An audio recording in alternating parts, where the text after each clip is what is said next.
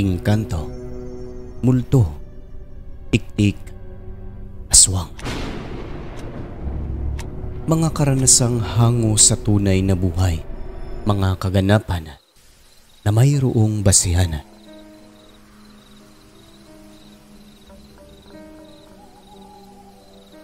Magandang araw o gabi sa inyo, Sir Alex. Ako po ulit si Sonia ng Sarangani na muli ay magbabahagi ng mga kwentong hango sa tunay na pangyayari. Sa pagkakataong ito, karanasan naman po ng pinsan kong lalaki, third cousin namin, ang ibabahagi ko sa inyo. Itago na lang natin siya sa pangalang Marjun. Ang edad niya nang mangyari ito, 11 anyos. Wala pa akong narinig na ganitong kwento sa channel ninyo, kaya ibabahagi ko ito at siguradong tulad ng mga taong nakapalibot sa pinsan ko, magugustuhan at mamamangha kayo sa ibabahagi ko sa inyo. Nakatira sila sa isang lugar sakop pa rin ng Sarangani. Bundok ito, part na ng Margus at malapit sa dagat. Ang lolo ni Marjun ay isang mangingisda na Indonesian.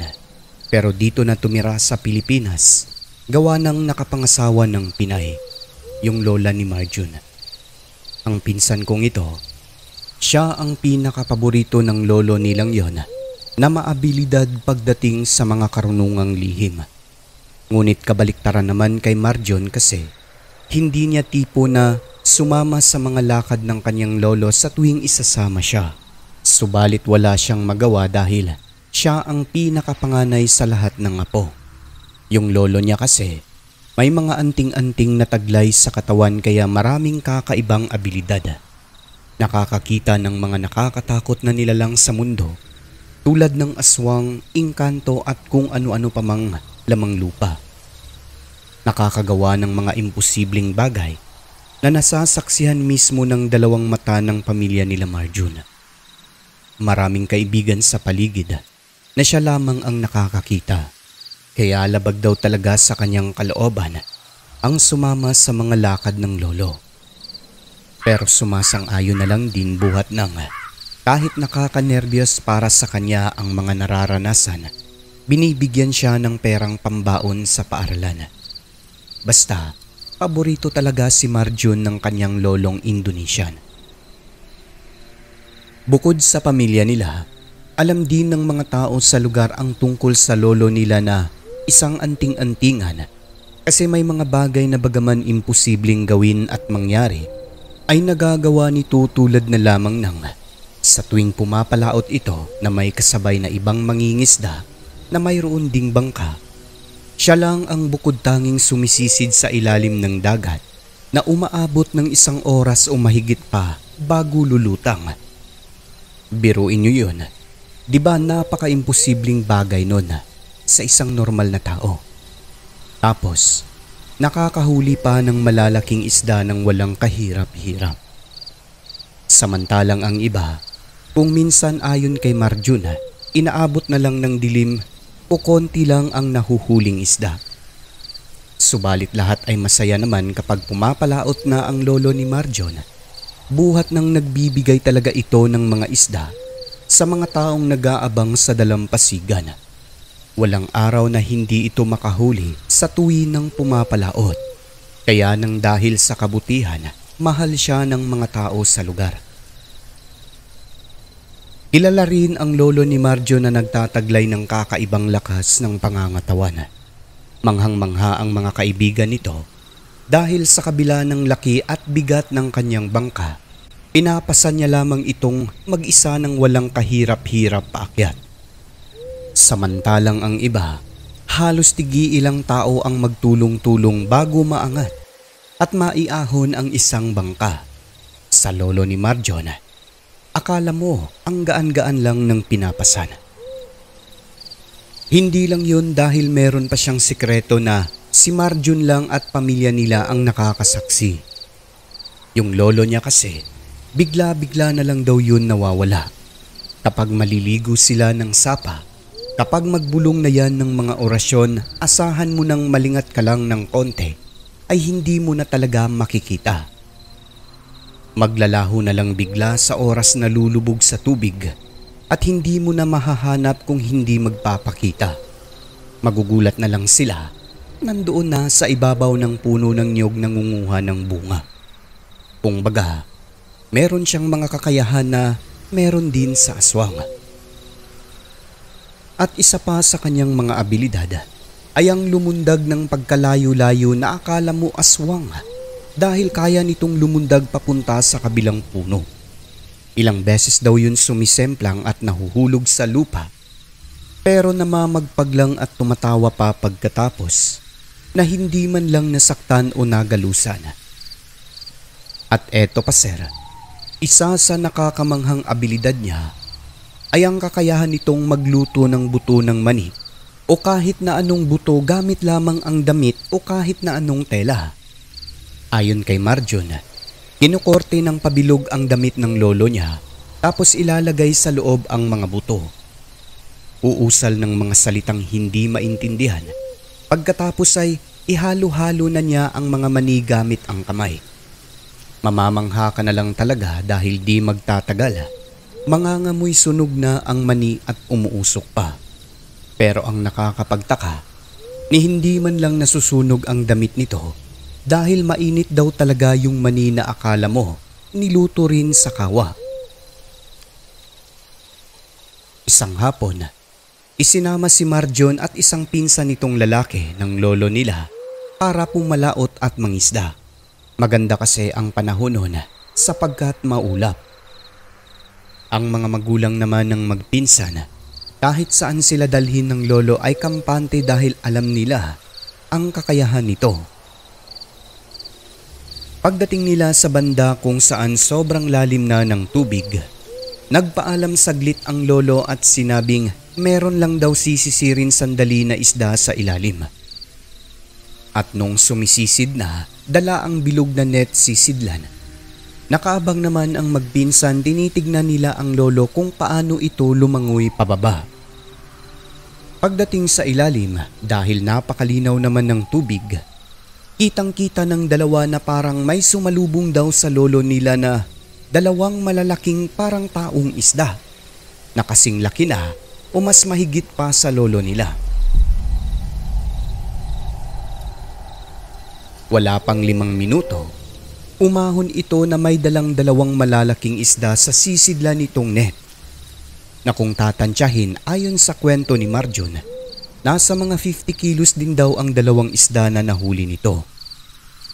Matapos noon ay nagpa siya nang umuwi ang maglolo. Kalagitnaan ng pamamangka pabalik sa dalampasigan, napansin ni Marjon na parang may nakasunod daw sa kanila dahil sa ingay ng tubig sa likuran. At nang lumingon siya, nakita niya ang dalawang nilalang na lumalangoy nakabuntot sa kanila. Nanlaki ang mata ng magpinsan dahil hindi isda ang nakikita nila kundi isang hindi mawaring nilalang na hugis tao ang ulo at may malalaking mata. Sa sobrang takot ng dalawa, yumakap ang mga ito sa lolo nila. Ang ginawa naman ng lolo, pinakalma ang mga apo. Pagkatapos ay kinawayan yung dalawang nilalang sa likod. Nasabi nito, mga kaibigan niyang mga tao sa dagat. Ilang sandali pa ay nag-usal ang lolo nila at inihip sa tubig. Nilubog ang kamay at parang kinakausap daw yung dalawang nilalang. Ilang saglit lang, unti-unting naglubay at nagsialisan ang mga ito. Hindi na sumunod sa kanila kung hindi lumangoy papunta sa ilalim ng dagat. Sobrang takot daw nilang magpinsan noon na parang sasabog na ang dibdib sa kanilang nasilay. Bagaman may takot ay namanghari naman sila dahil sabi ng lolo tumutulong daw yun sa kanila upang makahuli ng isda. Makaraan ng ilang araw noon, muli ay isinama naman si Marjon ng kanyang lolo papunta sa tambayan nitong kubo na matatagpuan sa tuktok ng bundok. Anito, mangunguha raw sila ng bunga ng langka kasi nagsihinuga na. Nagtataka naman sila kung paano nito nalalaman na hinog na ang mga prutas sa tuktok, malayo naman yon. Yun pala, dahil meron siyang mga kaibigan na pumupunta doon. Malayo ang pinuntahan nila, paakyat pa ang bundok na yon. Ngunit nagtaka na lamang ang pinsan ko dahil noong hinipan daw ng lolo niya ang kanyang noo at paa, sa di malamang dahilan ay hindi raw siya nakaramdam ng pagod sa paglalakad. Kaya tuloy-tuloy sila hanggang makarating sa tuktok. Noong makarating sila sa kakahuyan, napapansin ni Marjo na parang may kasabay daw sila kasi may mga yabag na parang maliliit o mga taong hindi mabigat. Nang maya-maya noon, may narinig na siyang parang mga batang nagtatawanan. Maliliit daw na boses at nang tanungin niya ang kanyang lolo, ngumiti lamang ito sa kanya at sinabing huwag pansinin dahil mga kaibigan nila ang mga yon. Nauuna ang lolo niya sa paglalakad. Di nagtagal, nagulat na lamang si Marjun dahil meron pang mas nauuna sa kanila nakausap ng kanyang lolo. Pagkakita niya rito, nangilabot siya dahil nakakatakot daw ang mga hitsura. Dalawang maliliit na nilalang na sabi ng kanyang lolo ay mga kaibigan niyang duwende. Tumatakbo ang mga ito habang nakikisabay sa bilis ng kanilang lakad kasi nga maliit ang bawat hakbang. Nang makita ni Marjon ay ngumiti sa kanya ang dalawa. Pagkatapos ay tumakbo ng sobrang bilis hanggang sa maglaho sa kanyang paningin. Kwento nito, halos iiyak na raw siya sa takot ng mga sandaling yon. Pero pinapakalma siya ng kanyang lolo. Huwag mag-alala dahil yun daw ay mga kaibigan. Ang mga duwende na yon, kasama sa paghahanap buhay ng lolo sa araw-araw. Yun din ang tumitimbre kapag meron ng mga hinog na bunga. Hindi lang doon natatapos ang kakaibang abilidad ng lolo nila. Isa sa nagbibigay lakas sa kanyang pangangatawan ay ang anting-anting nito na bigay ng kaibigan niyang kapre na nakatira sa isang malaking puno sa may kakahuyan. Isang maliit na bato, lumiliwanag kapag madilim ang paligid. Dito nang gagaling ang lakas ng lolo ni Marjun. Minsan ay nagpakitang gilas daw ito sa kanila. Yung mga malalaking tao na mga tiyuhin nila Marjon, pinapatong sa dalawang kamay ng lolo nila na magkadikit. Ang sabi sa kanila, ibuhos daw ang buong puwersa hanggang sa maupo yung lolo nila. Kung hindi, talo daw sila. Ngunit kahit anong gawin, hindi talaga napaupo. Kahit ilang tao na ang pumatong sa kanyang kamay, ni hindi man lang ito nahiwalay. Baliwala sa kanilang lolo, hindi talaga mapatumba. Kayang-kayang magbuhat ng mga bagay na higit pa sa bigat niya. Yun ay dahil sa anting-anting na bigay ng kapre. Isa pa sa kakayahan ng kanyang lolo ay ang kumausap ng sari-saring engkanto. Kahit na aswang, nakikita niya at nakakausap din. Kahit madilim, kapag gagamitin na umano nito ang kanyang bertud, ay lumiliwanag ang kanyang paningin. Simula nung may sinita siyang aswang sa silong ng kapitbahay, wala nang aswang na nangahas na mga aswang sa lugar nila. Ayon sa kwento, maagang gumawi nun ang lolo ni Marjun papunta sa bukid, mga 2:00 pasado pa lang ng madaling araw. Nang madaanan niya ang bahay ng buntis, kapitbahay nila, pero malayo yun. Nakita niyang may aswang sa silong na nakatingala sa taas, naninilip sa siwang ng silong. Ang lolo ni Marjon ay patay malilang. Lumapit siya sa bahay at tinawag yung mag-asawa. Akala ng aswang hindi siya nakikita ng lolo, kung kaya nanatili lamang ito sa silong na nakadapa, nakatitig sa kanya habang tinatawag ang mag-asawa. Paglabas nung lalaki, kinausap ito ng lolo ni Marjun. "Kamusta kayo rito?" "Uy Manong, ikaw pala, ang aga mo ah." "Oo, may pupuntahan kasi ako sa bukid." "Kailan manganganak ang asawa mo?" "Malapit na ito Manong. siguro sa susunod na linggo lalabas na ang bata. Wala ba kayong nararamdamang kakaiba rito? Ano pong ibig niyong sabihin, Manong? Yung aswang daw, Sir Alex, dahan-dahan na lumabas sa silong pagkatapos ay pumuesto sa tabi ng lolo ni Marjon sa banda kung saan madilim. Hindi nakikita o kahit maaninag man lang ng mag-asawa dahil siguro madilim at merong bertud ang aswang. Pero ang lolo ni Marjon ay kitang-kita niya ang nilalang at kung ano ang ginagawa nito. Ilang sandali pa, nakaramdam ang aswang na may anting-anting na taglay ang lolo ni Marjon kung kaya. Matapos amoy-amuyin, umakma itong tatakbo palayo kaso nahawakan ng lolo niya ang leeg at kamay. Kahit anong pagpupumiglas ang ginawa ng aswang, hindi ito nakaalpas at nagmistulang naging mahinang nilalang nang mahawakan ng lolo ng aking pinsan. Yung mag-asawa naman, nagulantang na lamang sa nangyari. Bigla ba namang nagkaroon ng taong itim na naninindig ang buhok sa gilid ng lolo ni Marjon. Nagmamakaawa ito sa kanila. Sabi ng lolo, "Hindi niyo ba napapansin ito? Ito yung pinunta ko rito. Aswang ang taong ito kanina pa dyan sa silong ninyo. Kaya pala kayo lumapit." "Tama ka. Hindi namin napansin yan, Manong eh." Sumagot naman ang babae at sinabing kaya pala bigla na lang daw siyang nakaramdam ng pagkamaalinsangan sa kabila ng klemang malamig. Yun pala, may aswang na sa silong ng bahay. Hinambalos ito ng lolo ni Marjon sa lupa pagkatapos ay inorasyonan. Bumalik sa anyong tao at doon nakilala nila kung sino ang matandang ito. Ang masakla pa, tatay ng kakilala ng lolo ni Marjon na bagong salta lang galing sa ibang lugar. Pero yung anak, matagal na yun doon. Yung tatay lang nito na aswang pala na bagong lipat sa lugar.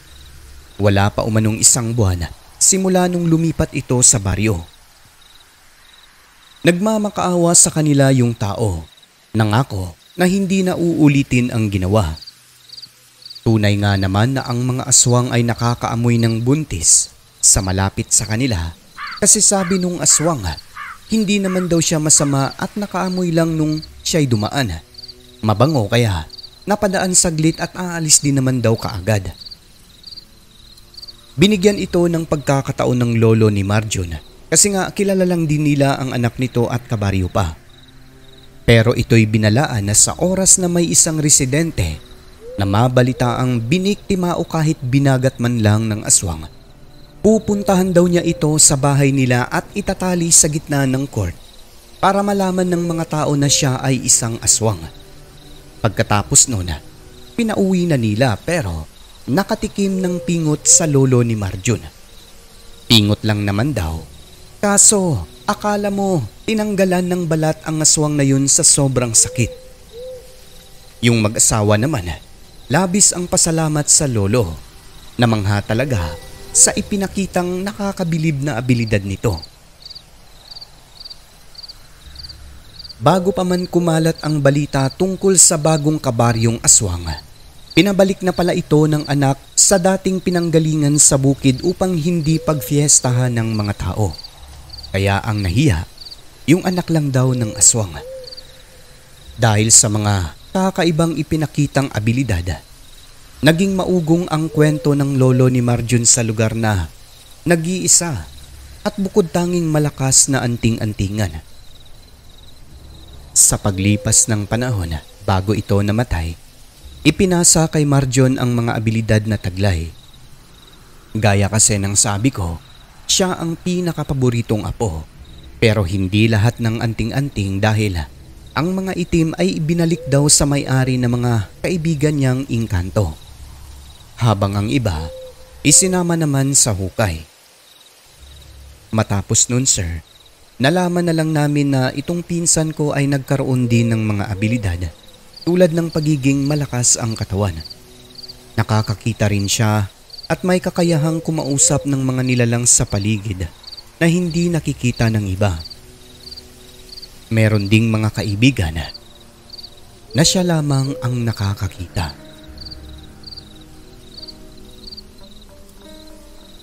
At yun lang po muna ang kwentong ibabahagi ko tungkol sa aking pinsang si Marjun. Maraming salamat. Sonia ng Sarangani.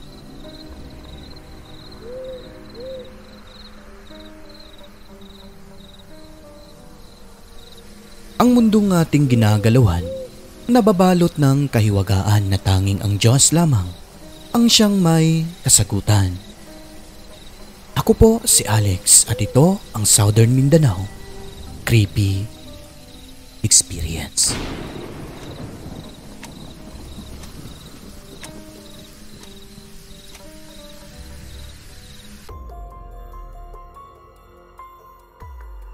So yun na po ang kwento ni Madam Sonia, no, mga kaibigan ko.